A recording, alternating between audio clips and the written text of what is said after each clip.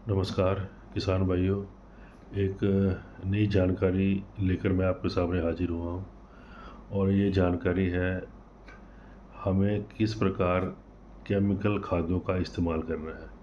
क्योंकि हम लोग केमिकल खादों का इस्तेमाल तो करते हैं, लेकिन जानकारी के अभाव के कारण हमें जिस डोज जो मात्रा में हमें केमिकल खादें डालनी है और किस किस स्टेज पर क्रॉप की किस किस स्टेज पर रोड डालनी है, वो जानकारी नहीं होने के कारण हम इतनी केमिकल खादें डाल देते हैं कि उनका जो है हमारे इन्वायरमेंट हमारे वातावरण पर एक विपरीत असर रहता है। हमारी मिट्टी, हवा, पानी सब प्रदूषित हो रहे हैं और जो हमारी जैव विविधता है, यानी कि जो बायोडाइवर्सिटी है, उसका नाश हो रहा है।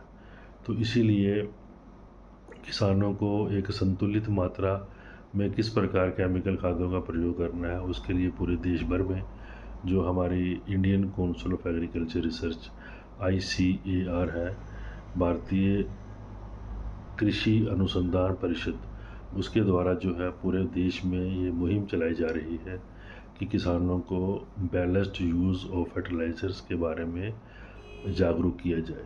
तो बैलेंस्ड फर्टिलाइज़र यूज़ जो है वो तब तक नहीं होगा जब तक हमारे किसान भाइयों को ये नहीं पता होगा कि हमारी मिट्टी में किस चीज़ की कमी है। तो इसके लिए आप सबसे ये अनुरोध है कि अपनी मिट्टी की जांच करवाइए। जब मिट्टी की जांच करवाओगे तो उसमें हमें पता चल जाएगा कि हमारी मिट्टी को कौन से पोषक तत्व की कमी है। फिर जिस पोषक तत्व की कमी होगी, वही केमिकल फर्टिलाइज़र जो उस पोषक तत्व को मिट्टी में प्रोवाइड करवाती है, हम वही डालते हैं। क्योंकि अक्सर देखा गया है कि हम लोग यूरिया डालते हैं कि नाइट्रोजन मिल जाए मिट्टी को, लेकिन हमारी मिट्टी में नाइट्रोजन ऑलरेडी होता है। लेकिन जब तक हम उसका सॉइल टेस्ट नहीं करवाएंगे, हमें नहीं पता चलेगा कि क्या है क्या नहीं है। तो सबसे पहले अपनी मिट्टी का सॉइल टेस्ट करवाइए और फिर उसी के बेस के ऊपर आपको एक सॉइल हेल्थ कार्ड मिल जाएगा।